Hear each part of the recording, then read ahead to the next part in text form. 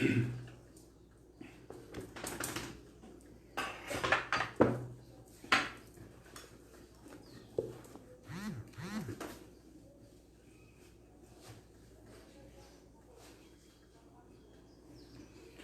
dia, bom dia. Tudo bem, meus amigos? Olá. Muito bom dia. Vamos para o nosso estudo, Pensamento e Vida. Antes a gente faz uma prece, pedindo a Deus, o Mestre Jesus, amado Mestre, que nos guie. Tenha misericórdia de nós aqui nessa humanidade, os nossos momentos infelizes muitas vezes. Pedimos compreensão, pedimos soerguimento para as nossas quedas e igualmente oportunidades novas para que nos refaça a paz e o amor tanto pretendidos por nós. Muito obrigado, Senhor Jesus, pela oportunidade do trabalho, pela oportunidade do reconhecimento de estarmos aqui em Teu nome. Muito obrigado, que assim seja. Bom, vamos lá, pessoal. Bom dia. Hoje a gente está no capítulo 27 do Pensamento e Vida, essa cartilha que o Emmanuel nos legou, certo?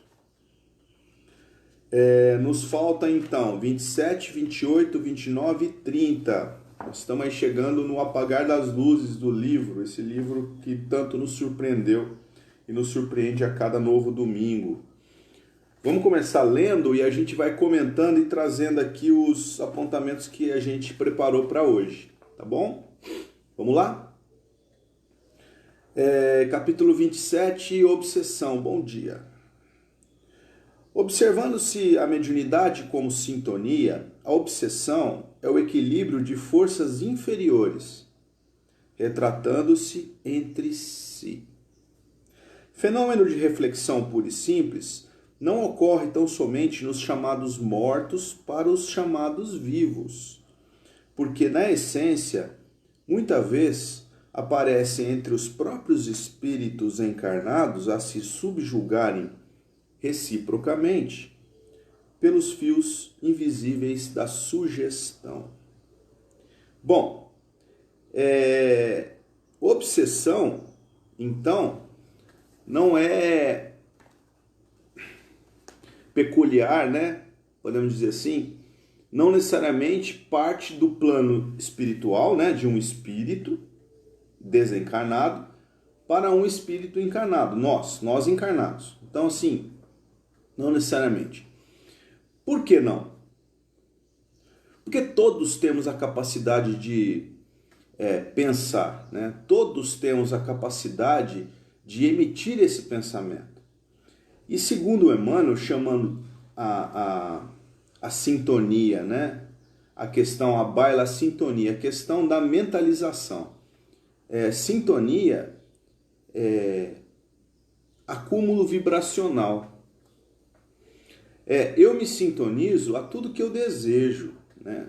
Dentro dos meus movimentos na vida. As coisas que são importantes para mim, para vocês, para cada um de nós, são sintonias que a gente cria, são laços tênues que a gente cria com esse determinado desejo, esse determinado pensar, né? Então, o problema da obsessão, e ela é tratada por Emmanuel exatamente como um problema, não duvidem disso, né? Porque ele diz que a obsessão é um equilíbrio de forças inferiores. Então, assim, ele deixa claro que espírito superior não tem obsessão, não sofre obsessão, né? E não demanda obsessão. Então, a obsessão é uma qualidade de nós ainda que estamos a caminho, né, de algo melhor. Ainda nos embrenhamos nessa mata densa, fechada, e a gente ainda não conseguiu, né, colocar nem a cabeça para fora, né, do mato. A gente ainda está lá tentando se desvencilhar disso tudo. Bom que a gente está tentando, né? Então ele coloca uma outra palavra aqui que a gente traz hoje como reflexão, que para a gente foi a palavra principal do estudo de hoje, que é reciprocidade, né? Que a obsessão, ela não tem via única, ela é sempre reciprocidade. Ora, como que a gente entende isso?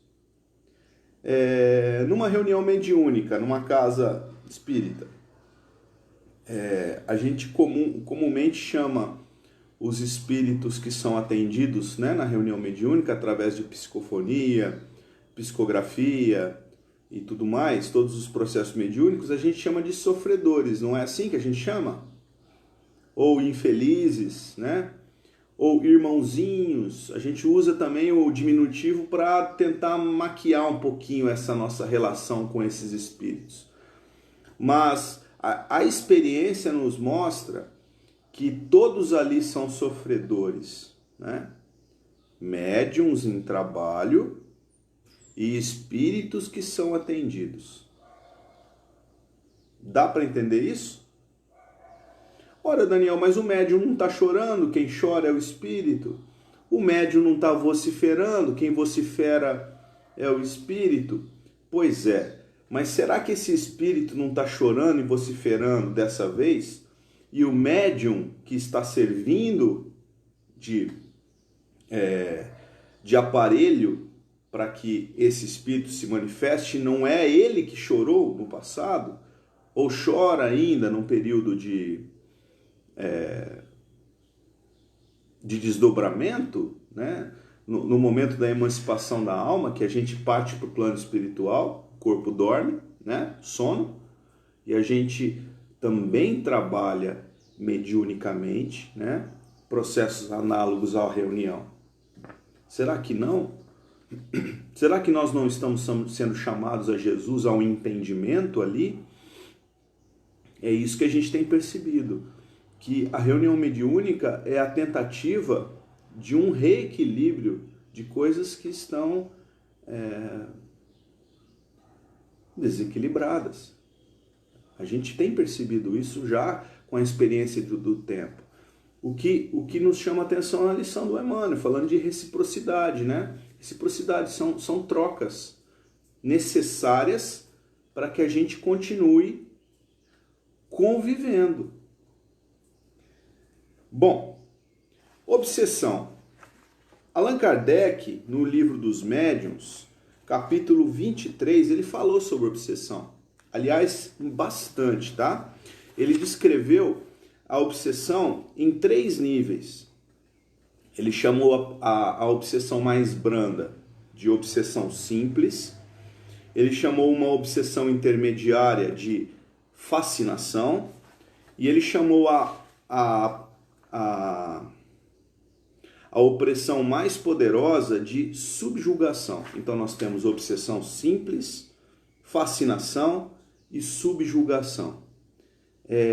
Qual delas será que o Emmanuel está nos chamando aqui no livro a estudar? Todas elas. Ele não definiu qual delas estudaríamos, né? Mas ele está trazendo a gente para pensar a respeito da sintonia que nós mantemos com o nosso meio, a sintonia que nós mantemos com esses espíritos que nos rodeiam. Não necessariamente fisicamente, porque a gente sabe que o pensamento, ele não fica só em volta de mim como um grande halo vital ou um miasma que eu produzo. O pensamento, ele vai à distância. Quanto de distância? Quanto for necessário e quanto ele tiver poder de chegar. Percebe? Eu posso enviar o meu pensamento, se eu tiver esse poder, essa força, essa vontade, para o outro lado do universo. Ele é poderoso. Tem um poder que a gente ainda não consegue medir. Bom, então Kardec define que a obsessão simples tem lugar quando o espírito malfazejo se impõe a um médium, entendendo que médium somos todos, né?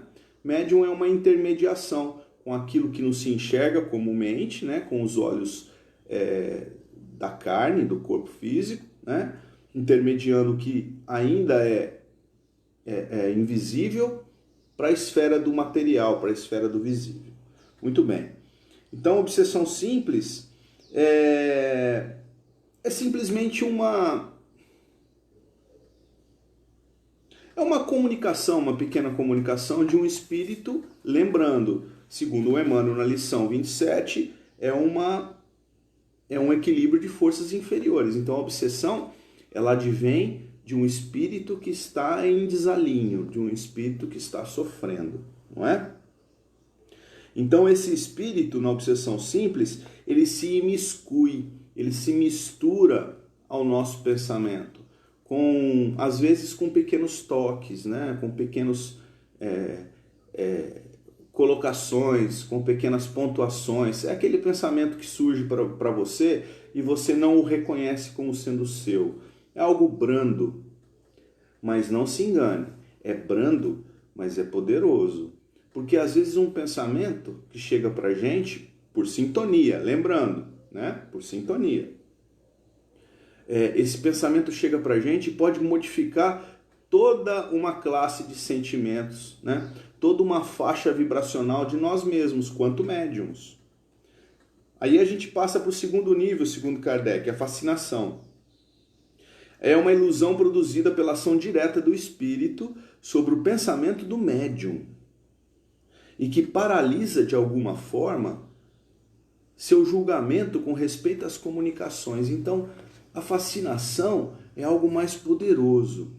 Ela leva, por exemplo, a telas mentais inteiras que são criadas, né, por esse espírito que está em processo de fascinação, por sintonia.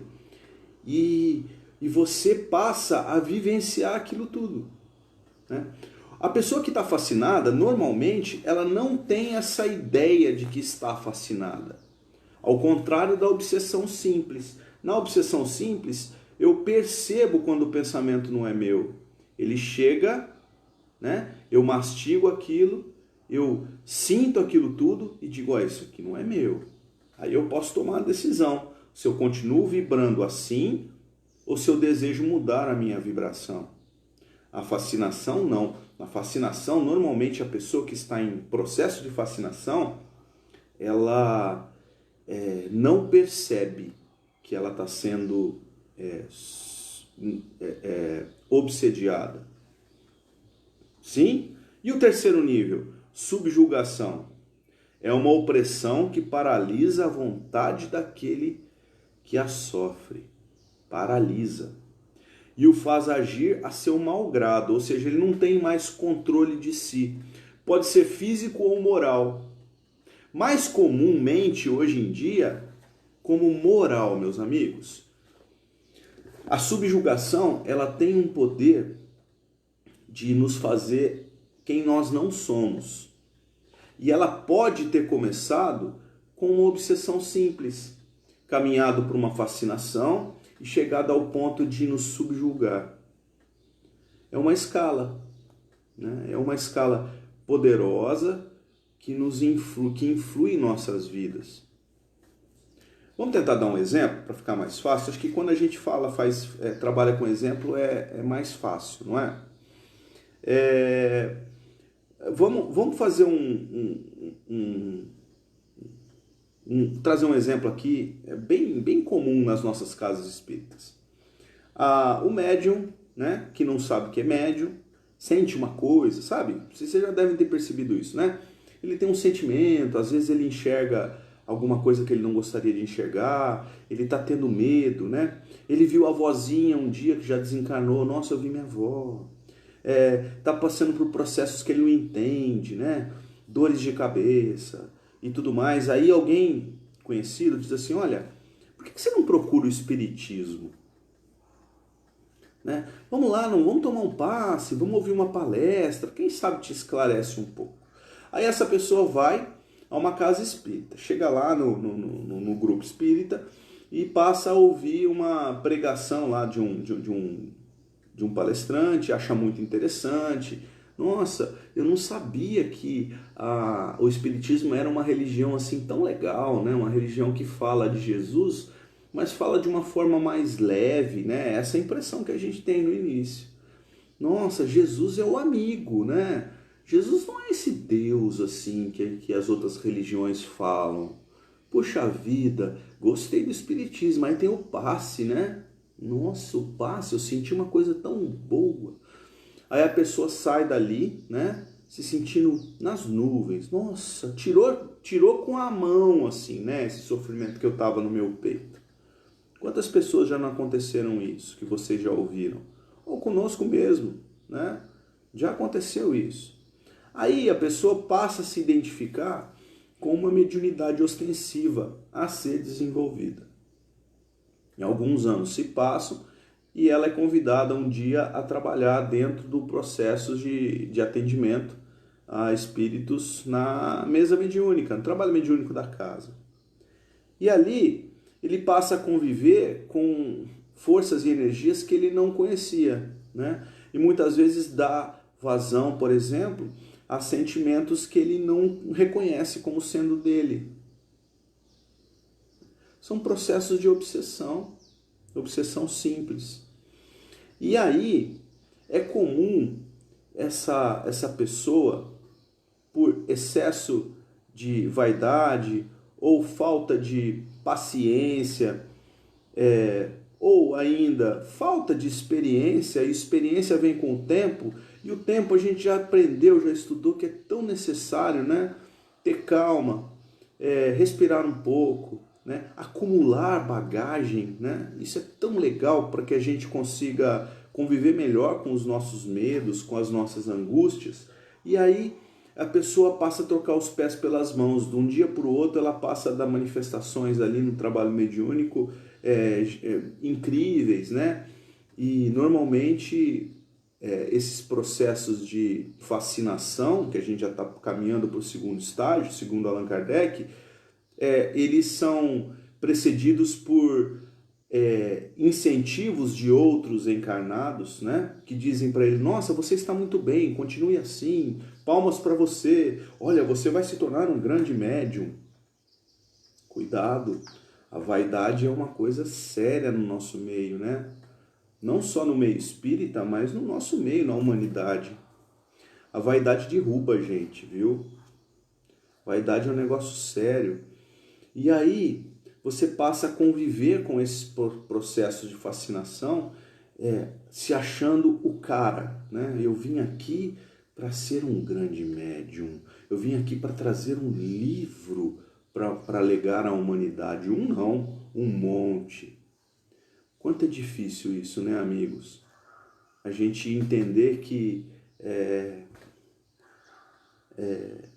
coisas desse tipo acontecem todos os dias e a gente não tem esclarecimento dentro do nosso meio, né? No próprio meio espírita, é preferível que você, dentro dos processos de recolhimento da casa, a gente interfira negativamente, né? A gente, olha, calma, né? Bloqueia essa mediunidade, não funciona para nada agora, isso é animismo. E aí a gente deixa a pessoa frustrada, né? Mas sem deixá-la de estar fascinada, né? Por ordens de espíritos. Então, ali gera uma confusão muito grande. Isso pode caminhar para um processo de subjugação. Nós já vimos isso acontecer, né? Médios chegarem na casa num desequilíbrio tão grande que ele não tinha condição, muitas vezes, de caminhar sozinhos. Nós temos uma colega que está passando por um processo desse tipo, não consegue se levantar da cama, né? E povoamos muitas vezes as nossas mentes com pensamentos que não ajudam muito, né? Não ajudam muito. Essa pessoa está fascinada, está possessa porque ela não orou bastante, ou ela não vigiou, né? Orai e vigiai. Então a culpa é dela mesmo, né? Que misericórdia é essa? Né? Que ajuda foi essa? E aí, Emmanuel continua assim, ó. Não há, por isso, obsessão unilateral. Né? Lembra lá de cima, quando nós lemos de reciprocidade, reciprocamente? Então, ele diz que não existe via de mão única nos processos obsessivos. É sempre a pessoa e o obsessor e a pessoa. Não é? O Emmanuel não joga a palavra fora, hein, gente? Lembramos-nos ainda do disco comum. Olha só o que ele está falando, a metáfora que ele está usando. Em cujas reentrâncias, né, o disco, ele está falando do disco de vinil, né? Sutis permanecem os sons fixados para repetição à sua vontade. Muita vez, a mente obsidiada se assemelha à chapa de ebonite, né? Se assemelha à mente do homem que está sofrendo a obsessão. Ela se parece com um disco de vinil, né? Que tem aqueles sulcos, que é a gravação da música, né? A gravação do som, arquivando ordens e avisos do obsessor, notadamente durante o sono habitual, quando liberamos os próprios reflexos sem o controle da nossa consciência do limiar. Então, assim, durante a emancipação da alma, a gente falou disso também, né? No sono comum, né? Quando a gente dorme, o corpo descansa, o espírito se liberta. E ali nós temos esse processo de obsessão ampliado, né? Ampliado. E ali se grava em nossa mente tudo ali que está sendo... o que está acontecendo, né, nesse processo. Então, as ordens e avisos que a pessoa obsessa atende, de modo quase automático, qual o instrumento da experiência magnética, no cumprimento de sugestões pós-hipnóticas. Então, nós temos ali reflexos condicionados desse obsediado, né, da pessoa que está sendo obsediada por um dos níveis, segundo Allan Kardec. Nós temos ali níveis, né, de compreensão disso. Só que todos eles são reflexos condicionados daquilo que foi motivado no desdobramento, na emancipação da alma. O obsessor, ele aproveita o momento em que a alma se livra, né, do próprio corpo, deixa o corpo descansando e está mais livre, mais solta, né? E ali em processo de sintonia existem repercussões dessa convivência triste, não sadia, né? Enfermiça. É uma coisa muito grande a gente pensar nisso, né, meus amigos? Porque nós não estamos sós, né? Ninguém está sozinho. Os processos de obsessão, eles são processos que caminham junto ao nosso psiquismo, aquilo que a gente mantém como força propulsora das nossas vidas, né? Então, todas as nossas atitudes, elas importam para os processos de obsessão. Todas as nossas atitudes. Então, por isso que é importante a gente perceber as coisas que a gente faz no dia a dia, né? Leituras edificantes, programas de televisão que a gente busca assistir, né? Conversas que a gente tem com as pessoas. Olha, eu quase que eu desconheço uma palestra dentro do nosso movimento espírita que não trate desse assunto, né? Que é vibração, né? Que é sintonia. Então, meus amigos, a obsessão, ela está ligada com a sintonia. Se somos obsediados, e quase todos somos, de alguma forma, mesmo que seja uma obsessão simples, ela tem nascente no nosso ego, ela tem nascente nas nossas atitudes, nos nossos desejos. Então nós somos responsáveis por isso. Uma das passagens do Evangelho está em Marcos, Mateus e Lucas, tá, gente? Na Bíblia, Novo Testamento. que Jesus exorta, né, um moço que estava obsediado, né, segundo a letra bíblica, que é quando ele chega na região dos Gerazenos, né? E eu desconfio que os Gerazenos sejam homens que viviam na Samaria, né? E a Samaria, os samaritanos, eram exatamente opositores ao povo hebreu, né? Aos judeus. Por isso que Jesus conta a parábola do bom samaritano, que o bom samaritano foi bom, né? E os religiosos judeus não foram. Então, Jesus não perdia ensejo para ensinar, né? Então, ele chega aos Gerazenos, né? Na região dos Gerazenos, do Monte Gerazim, e ele fala,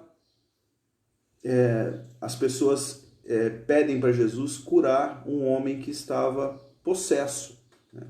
Essa palavra bíblica. E ele vai de encontro a essa pessoa e ele vivia uma vida assim completamente subjugada. A obsessão estava em nível máximo, né? Ele não respondia mais por si. Inclusive ele estava acorrentado. E ele vivia gritando, ferindo-se, né? E vendo Jesus de longe, correu e prostrou-se diante dele, gritando em voz alta: "Que queres de mim, Jesus, Filho do Deus Altíssimo?" Conjurou-te por Deus que não me atormentes. Conjuro-te por Deus que não me atormentes. Não me cause mais sofrimento. E Jesus lhe disse: Espírito imundo, sai desse homem. Perguntou-lhe Jesus: Qual é teu nome? Respondeu-lhe: Legião é meu nome, porque somos muitos. Aí a passagem continua. Mas a gente quis trazer isso aqui porque os ensinamentos sobre obsessão, eles normalmente são ensinamentos que nos tiram um pouquinho do equilíbrio, porque a gente imagina sempre que a obsessão é do outro, né? O outro está obsediado, eu não. Ainda mais se eu for médium, né? O médium nunca acha que está obsediado, né? No máximo uma opçãozinha assim, simples, né? Às vezes chega um pensamento. Cuidado, médiums. E eu falo por mim, tá? O Emmanuel, no livro Caminho, Verdade e Vida, capítulo 143, comenta essa passagem que a gente acabou de contar, né? Qual é teu nome, né? Legião é meu nome. E o Emmanuel diz que o mestre nos legou inovidável lição e a gente não entendeu. Até hoje a gente não entendeu. Os apóstolos também não entenderam. Ficaram ali pescando, caçando borboleta. Ninguém entendeu o que Jesus estava querendo dizer ali com aquele momento, né? Perguntando o nome, a história do legião, porque somos muitos. O que isso quer dizer? Aí o Emmanuel diz: à frente do espírito delinquente e perturbado, ele era apenas um. Ele quem? Jesus era apenas um. O interlocutor, entretanto, denominava-se legião. E legião é um superlativo para um, né? É muito, né? São muitos. Representava a maioria esmagadora. Personificava a massa vastíssima das intenções inferiores e criminosas. Olha só, gente. Quantas vezes nós não nos sentimos sozinhos no mundo, né? Parece que o mundo está contra nós. Parece que as nossas atitudes, elas não têm guarida no coração das pessoas, né? Ninguém nos entende. Pois é, o legião personifica exatamente as intenções inferiores e criminosas do mundo. Revelava o mestre que por indeterminado tempo, indeterminado, o bem estaria em proporção diminuta comparado ao mal em aludes arrasadores. Então, o que Jesus estava trazendo de ensinamento ali para a gente? Ele estava dizendo que as coisas do mundo, elas são por si só grandes processos obsessivos para todos nós, quando nós nos encaminhamos nos passos de Jesus. Seguir Jesus para o mundo é uma obsessão. Olha, a paz, meus amigos, é quando a gente... Não é tranquilidade, né? A gente confunde paz com tranquilidade. Paz não é tranquilidade. Paz é quando a gente abdica da discussão, a gente abdica